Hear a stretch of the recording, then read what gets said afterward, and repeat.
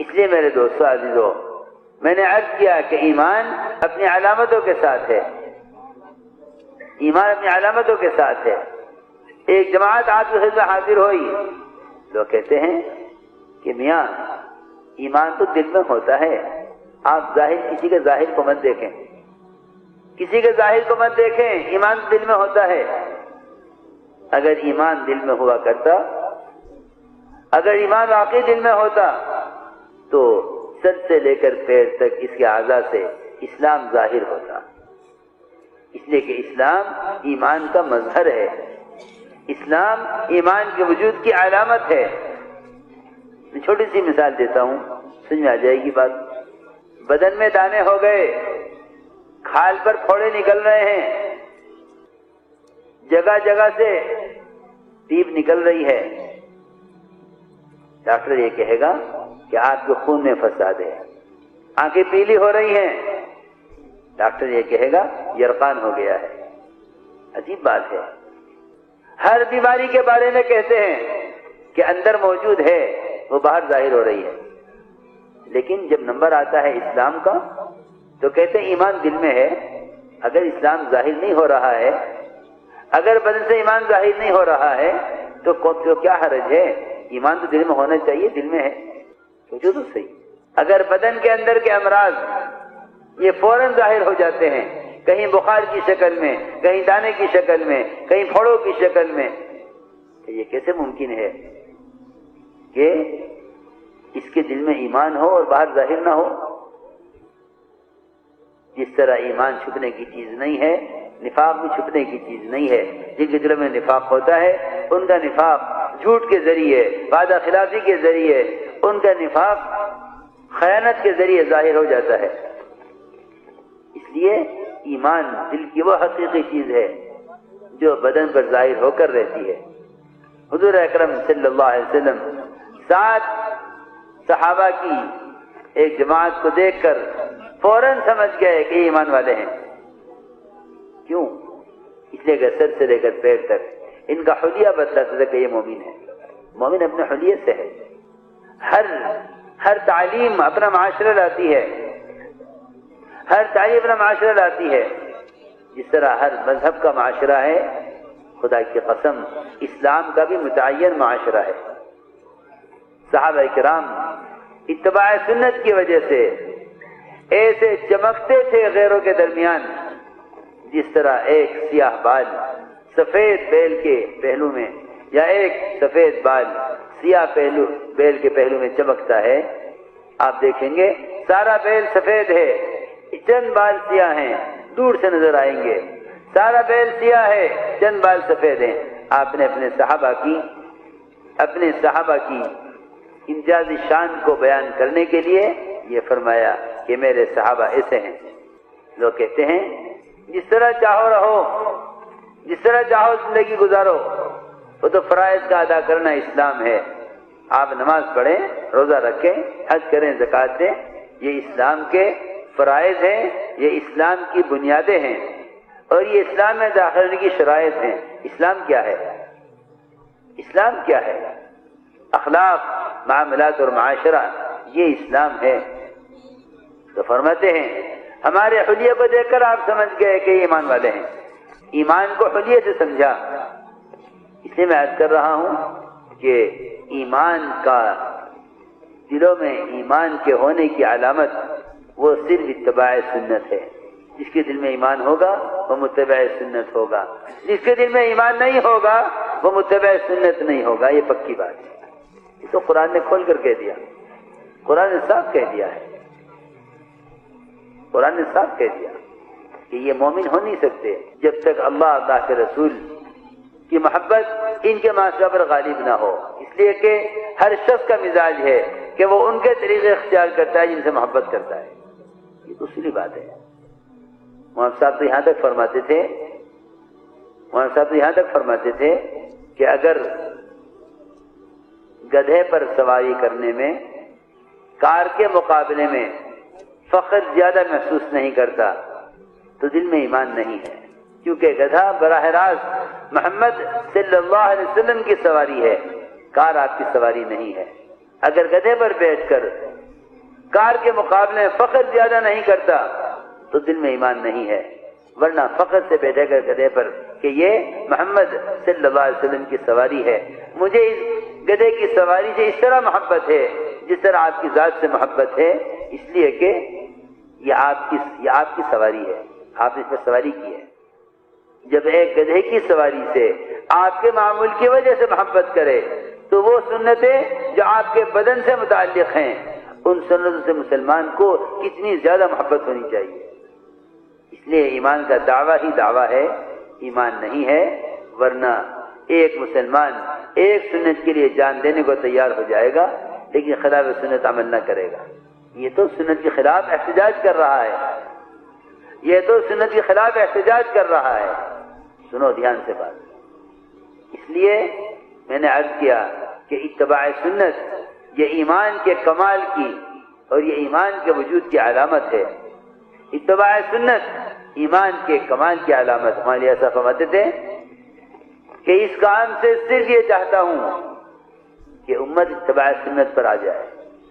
احیاء سنت ہی کام کا اصل مقصد ہے، احیاء سنت کام کا اصل مقصد ہے۔ آپ نے ان کو دیکھ کر فرمایا ما انتم، تم کیا ہو؟ آج پوچھو ایک مسلمان سے تم کیا ہو؟ تاجر کہے گا تاجر ہوں، زمیندار کہے گا زمیندار ہوں، ملازم کہے گا ملازم ہوں، کوئی کہنے والا نہیں کہ میں ایمان والا ہوں، حالانکہ یہ سب سے بنیادی تعارف تھا۔ آپ نے فوراً سوال کیا اگر تم ایمان والے کہتے ہو اپنے آپ کو تو تمہارے ایمان کی کیا علامت ہے؟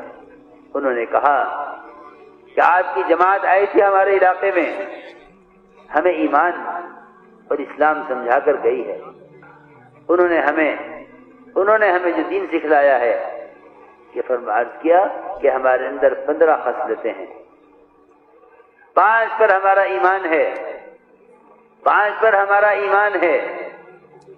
ہم ایمان لائے اللہ پر، اس کے فرشتوں پر، اس کی کتابوں پر، اس کے رسولوں پر، آخرت کے دن پر اور تقدیر پر، اس پر ہمارا ایمان ہے، اس پر ہمارا ایمان ہے۔ یہ بھی کہا کہ ہم ایمان لائے ہیں کتاب پر ایمان لانا یہ ہے کہ ہم قرآن کے حرام کو حرام سمجھتے ہیں، اس سے بچتے ہیں، قرآن کے حلال کو حلال سمجھتے ہیں، اس پر چلتے ہیں۔ ان 5 پر ہمارا ایمان ہے اور 5 پر ہمارا عمل ہے۔ ہم گواہی دیتے ہیں شہادتین کی، ہم گواہی دیتے ہیں شہادتین کی، اس کو عمل میں شمار کیا۔ یہ 5 باتیں ہمارے اندر یہ ہیں کہ ہم شہادتین کی گواہی دیتے ہیں، نماز قائم کرتے ہیں، رمضان کے روزے رکھتے ہیں، بیت اللہ کا حج کرتے ہیں، اپنے مالوں کی زکوٰۃ دیتے ہیں، اور 5 ہمارے اندر زمانے جاہلیت سے ہیں۔ آپ چاہیں ہم انہیں باقی رکھیں، آپ چاہیں تو ہم ان کو باقی رکھیں، آپ چاہیں تو ہم انہیں ختم کر دیں، چھوڑ دیں گے، آپ کہیں گے تو چھوڑ دیں۔ فرمایا کیا ہیں وہ؟ عرض کیا کہ ہمارے اندر صبر ہے، ہمارے اندر شکر ہے۔ ایک صفت یہ بیان کی کہ اگر ہمارے دشمن پر کوئی مصیبت آتی ہے ہم اس سے خوش نہیں ہوتے۔ دیکھو یہ اخلاقی تقاضا ہے، اگر تمہارا پڑوسی دشمن ہے تو تو مصیبت آ گئی ہے، تم اس کے لیے ایسے رنجیدہ ہو جیسے اپنے کسی دوست اور رشتہ دار کے لیے ہوتے۔ اللہ کو یہ ادا بڑی پسند ہے۔ صحابہ کرام کے غیروں پر غالب آنے کی ایک بنیادی وجہ یہ تھی کہ وہ اپنے دشمن پر آنے والی مصیبت سے خوش نہیں ہوا کرتے تھے۔ یہ خاص صفت تھی کہ اپنے دشمن پر آنے والی مصیبت سے بھی کبھی خوش نہ ہوئے۔ میرے دوستو عزیزو، صحابہ کرام کے اندر ایک خاص صفت یہ تھی کہ وہ اپنے اخلاق سے غیروں کو اسلام سمجھایا کرتے تھے، اپنے معاشرے سے ساری انسانیت کو سبق دیتے تھے اپنے معاشرے سے۔ اس لیے اسلام کی جب لوگ آتے تھے اسلام کے معاشرے کو دیکھ کر، اسلام کے معاملات کو دیکھ کر، وہ عادل اسلام کی طرف، مسلمان کی عدالت کو دیکھ کر، وہ عادل اسلام کی طرف مسلمان کی عدالت کو دیکھ کر، یہ نہیں کہ فیصلہ ہوگا قوم کی بنیاد پر، قبیلے کی بنیاد پر، تعلقات کی بنیاد پر۔ اگر حق کسی غیر کا ہے، اگر حق کسی غیر مسلم کا ہے عدالت مسلمان کی ہے تو غیر مسلم کا حق ادا کیا جائے گا، یہی اسلام کا حکم ہے اور یہی اسلام ہے۔ دیکھو کیسا عجیب قصہ ہے۔ علی رضی اللہ تعالی عنہ امیر المومنین نکلے بازار کی طرف، دیکھا ایک یہودی زرہ بیچ رہا ہے، دیکھ کر پہچان لیا زرہ میری ہے۔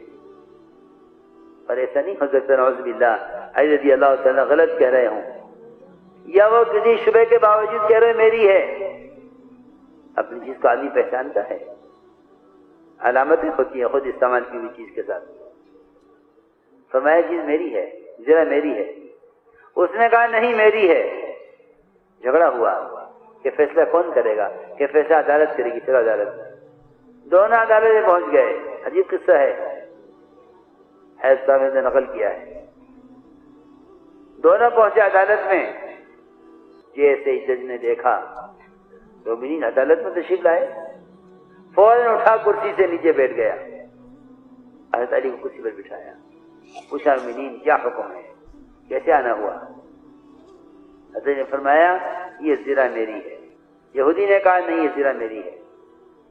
جج نے کہا مومنین آپ کے پاس کوئی گواہ ہے؟ فرمایا ہاں میرا بیٹا گواہی دے گا۔ امیر المومنین بیٹے کی گواہی تو باپ کے حق میں معتبر نہیں ہے، میرا غلام گواہی دے گا، اسی گواہی تو ناقص ہے۔ امیر المومنین بحث ساری ہو گئی ہے، فیصلہ یہ ہے کہ زرہ یہودی کی ہے، آپ کی نہیں ہے۔ فیصلہ ہے عدالت کا، ہم مانتے ہیں، فیصلہ کر دیا یہودی کے حق میں کہ آپ گواہ نہیں پیش کر سکے۔ یہ بھی دیکھ لیا یہودی نے کہ ان کی عدالت میں فیصلہ ہوتا ہے، وہ قوم، قبیلہ، علاقہ، برادری، تو ظلم اور انصاف میں کوئی فرق ہی نہیں ہے، جو پیسے بھر دے اس کے ہو جاؤ۔ یہ فرمایا حضور اکرم صلی اللہ علیہ وسلم نے کہ تم میں سے اگر کوئی شخص اپنی قوت اور قسم کھا کر اپنی بات کو منوا کر مجھ سے کوئی فیصلہ کروا لے اور میں اس کے حق میں فیصلہ کر دوں تو یہ نہ خوش نہ ہو کہ میں مقدمہ جیت گیا، میرے حق میں فیصلہ ہو گیا۔ فرمایا آپ نے کہ میں اس کو جہنم کا ٹکڑا کاٹ کر دے رہا ہوں جس میں وہ رہے گا۔ یہ فرمایا آپ نے حدیث میں کہ کوئی کسی کا حق یہ سوچ کر مار لے کہ جج میرے فیور میں ہے، وکیل میرے فیور میں ہے، اور مقدمہ جیت کر یہ سمجھے کہ میں کامیاب ہو گیا۔ آپ نے فرمایا کہ اگر کوئی شخص اپنی جھوٹی قسم سے یا اپنی بات کی قوت سے اپنے حق میں کوئی فیصلہ غلط کروا لے، وہ خوش نہ ہو کہ اس کے حق میں فیصلہ ہو گیا، بلکہ میں اس کے لیے جہنم کا ٹکڑا کاٹ کر دے رہا ہوں۔ جہاں وہ رہے گا، زمین کا ٹکڑا خریدا جاتا ہے، زمین مکان بنانے کے لیے، رہنے کے لیے۔ فرمایا کہ میں اس کے لیے جہنم کا ٹکڑا کاٹ کر دے رہا ہوں۔ اس لیے میں نے عرض کیا کہ فیصلہ ہو گیا یہودی کے حق میں۔ جیسے ہی اس نے دیکھا کہ یہ فیصلہ ہوا ہے، اس نے فوراً کلمہ پڑھا، اشہد ان لا الہ الا اللہ واشہد ان محمدا عبدہ ورسولہ، ایک ایک اسلام میں داخل ہوا۔ کیا بات ہے، تم تو دعویٰ کر رہے تھے یہ زرہ میری ہے، اپنے دعوے سے کیوں پھر گئے؟ اس نے کہا میں جانتا تھا کہ حضرت علی کی ہے زرہ، میں جانتا تھا میری نہیں ہے، مگر میں دیکھنا چاہتا تھا کہ ان کی عدالت میں فیصلے کن کے طریقوں پر ہوتے ہیں۔ میں دیکھنا یہ چاہتا تھا کہ ان کی عدالت میں فیصلے کن کے طریقوں پر ہوتے ہیں۔ یہ جو فیصلہ ہوا ہے یہ انبیاء والا فیصلہ ہے، اس لیے میں اسلام قبول کرتا ہوں۔ پھر اس نے اسلام قبول کرتے ہی وہ زرہ حضرت علی کو واپس کی، اور منی زرہ آپ کی ہے، آپ رکھیے۔ حضرت علی نے فرمایا تم مسلمان ہو گئے ہو، یہ زرہ میں تمہیں ہدیہ کرتا ہوں۔ اپنے پاس سے گھوڑا دیا، مال دیا، زرہ ان کو ہدیہ کی۔ پھر یہ آخر حضرت علی کے ساتھ رہے، حضرت علی کے ساتھ حضرت علی کے ساتھ رہے آخر تک۔ تو میں عرض کر رہا تھا کہ یہ ہے اخلاقی، یہ اخلاق اور معاشرہ اسلام کا اسلام کے داخل ہونے کا دروازہ ہے، یہ اسلام کا مدخل ہے، اسلام میں داخل ہونے کا راستہ ہے، یہ اسلام میں داخل ہونے کا راستہ ہے۔ اسے میرے دوستو عزیزوں، ہم اسی کوشش کریں کہ ہمارا یہ مزاج ہو۔ اس لیے فرمایا ایک خطرہ ہمارے اندر یہ ہے کہ ہمارے جسم کو کوئی مصیبت آتی ہے ہم اس سے خوش نہیں ہوتے، اور ایک ہمارے اندر صفت یہ بھی ہے کہ اللہ کا جو بھی فیصلہ ہوتا ہے ہم اللہ کے فیصلے سے راضی رہتے ہیں۔ اور پانچویں بات ہمارے اندر یہ ہے کہ ہم اپنی بات پر جمنے والے ہیں، میدان چھوڑ کر پیچھے نہیں ہٹتے۔ آپ نے سنی خصلتیں اور سن کر فرمایا فقہا خدبا، فرمایا کہ یہ دین کی پوری سمجھ رکھنے والے ہیں اور یہ باادب ہیں، تربیت یافتہ ہیں، اور یہ فرمایا آگے کہ قریب تھے کہ سب کے سب نبی ہو جاتے۔ فرمایا اتنی اعلیٰ خصلت ان کے اندر ہیں کہ قریب تھے کہ سب کے سب نبی ہو جاتے، اپنی اعلیٰ خصلت، اپنی اعلیٰ عمدہ خصلتوں کی وجہ سے قریب تھے کہ سب کے سب نبی ہو جاتے۔ آپ نے فرمایا کہ پانچ باتیں اور یاد کر لو، فرمایا پانچ باتیں اور یاد کر لو، فرمایا لا تجمعوا ما لا تأکلون، کہ کل کے لیے مال بچا کر مت رکھو کہ کل کھانے کا کیا ہوگا۔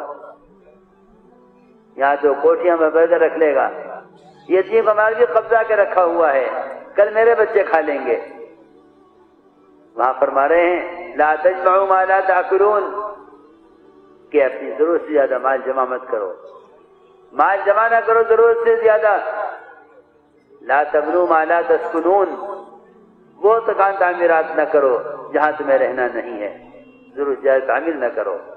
اور یہ فرمایا کہ اس دنیا میں رغبت نہ کرو جس کو چھوڑ کر جانا ہے، اور اس آخرت کا فکر کرو جہاں ہمیشہ رہنا ہے۔ اور پانچویں بات یہ فرمائی کہ اس اللہ سے ڈرتے رہو جس کے پاس سب کو جمع ہونا ہے۔ آپ نے یہ پانچ باتیں ارشاد فرمائی کہ یہ پانچ باتیں اپنے اندر اور پیدا کر لو تاکہ تمہارے اندر خیر کی خصلتیں مکمل ہو جائیں۔ کتنا آسان دین ہے، کتنا آسان دین ہے، کس طرح سمجھا رہے ہیں آپ؟ 5 پر ایمان، 5 پر عمل، 5 زمانے جاہلیت سے، 5 آپ نے فرما دی۔ ان 20 باتوں کو جب اندر پیدا کر لے، فرمایا کہ قریب تھے کہ سب کے سب نبی ہو جاتے، فرمایا قریب تھے کہ سب کے سب نبی ہو جاتے۔ اس لیے میرے دوستو عزیزو، یہ ایک محنت ہے اپنے ماحول اور یقین کو بدلنے کے لیے، یہ ایک محنت ہے اپنے یقین ماحول کو بدلنے کے لیے۔ میرے عزیز بھائیوں اور بہنوں، آج ہم اپنی ایمان کی چند اہم علامات کے بارے میں بات کریں گے جو رسول اللہ صلی اللہ علیہ وآلہ وسلم نے اپنی مبارکہ حدیث میں بیان فرمائی ہے۔ سب سے پہلے یہ سمجھنا چاہیے کہ ایمان صرف زبان سے کلمہ پڑھ لینے کا نام نہیں ہے، بلکہ ایمان دل کے یقین، زبان کے اقرار اور اعمال کی درستگی کا نام ہے۔ جب ایمان دل میں مضبوط ہوتا ہے تو اس کی علامات انسان کے اخلاق، کردار اور زندگی میں ظاہر ہونے لگتی ہیں۔ حضرت ابو ہریرہ رضی اللہ تعالی عنہ سے روایت ہے کہ رسول اللہ صلی اللہ علیہ وآلہ وسلم نے فرمایا، تم میں سے کوئی شخص اس وقت تک کامل مومن نہیں ہو سکتا جب تک وہ اپنے بھائی کے لیے وہی پسند نہ کرے جو اپنے لیے پسند کرتا ہے۔ اس حدیث سے معلوم ہوا کہ ایمان کی ایک بڑی علامت خیر خواہی ہے۔ آج ہم اپنے لیے تو ہر بھلائی چاہتے ہیں، لیکن ایک سچا مومن دوسرے کے لیے بھی وہی بھلائی پسند کرتا ہے۔ اگر ہم چاہتے ہیں کہ لوگ ہمارے ساتھ اچھا سلوک کریں تو ہمیں بھی دوسروں کے ساتھ اچھا سلوک کرنا چاہیے۔ اگر ہم چاہتے ہیں کہ لوگ ہمارے لیے دعا کریں تو ہم بھی دوسروں کے لیے دعا کریں، یہی ایمان کا تقاضا ہے۔ اسی طرح رسول اللہ صلی اللہ علیہ وآلہ وسلم نے فرمایا، حیا ایمان کی ایک شاخ ہے۔ حیا ایمان کی بڑی علامت ہے۔ حیا انسان کو گناہوں سے روکتی ہے۔ جب انسان کے دل میں اللہ تعالیٰ کا خوف اور جواب دہی کا احساس ہوتا ہے تو وہ برے کاموں سے بچنے کی کوشش کرتا ہے۔ حیا صرف لباس میں نہیں بلکہ گفتگو، کردار اور نگاہوں، زندگی کے ہر معاملے میں ہونی چاہیے۔ جس قدر حیا بڑھتی ہے اس قدر ایمان مضبوط ہوتا ہے۔ ایک اور حدیث میں رسول اللہ صلی اللہ علیہ وآلہ وسلم نے فرمایا، اللہ کی قسم وہ مومن نہیں، اللہ کی قسم وہ مومن نہیں، اللہ کی قسم وہ مومن نہیں۔ صحابہ کرام رضی اللہ تعالی عنہ نے عرض کیا یا رسول اللہ کون؟ آپ صلی اللہ علیہ وآلہ وسلم نے فرمایا جس کے شر سے اس کا پڑوسی محفوظ نہ ہو۔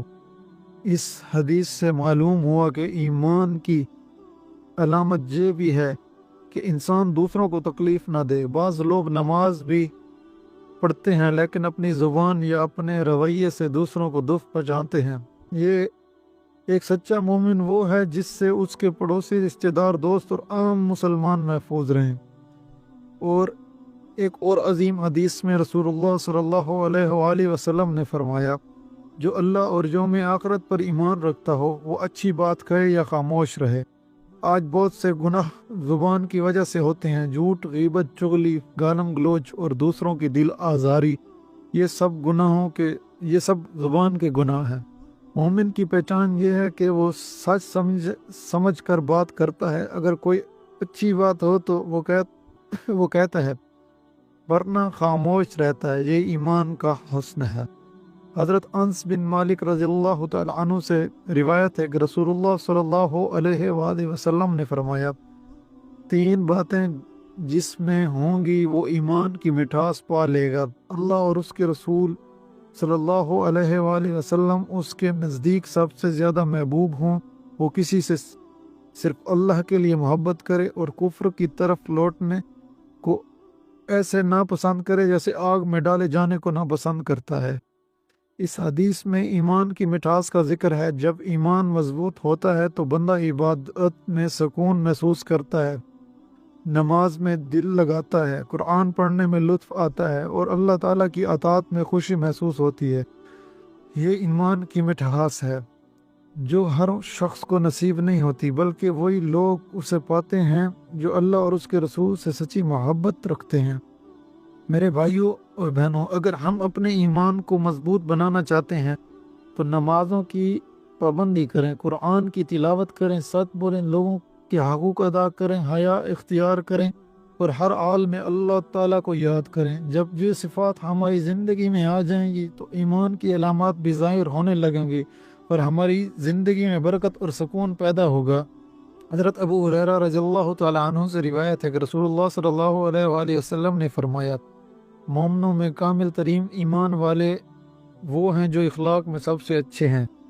میرے عزیز بھائیو، بہت سے لوگ سمجھتے ہیں کہ ایمان صرف عبادات کا نام ہے، لیکن رسول اللہ صلی اللہ علیہ وآلہ وسلم نے بتایا کہ ایمان کا تعلق اخلاق سے بھی ہے۔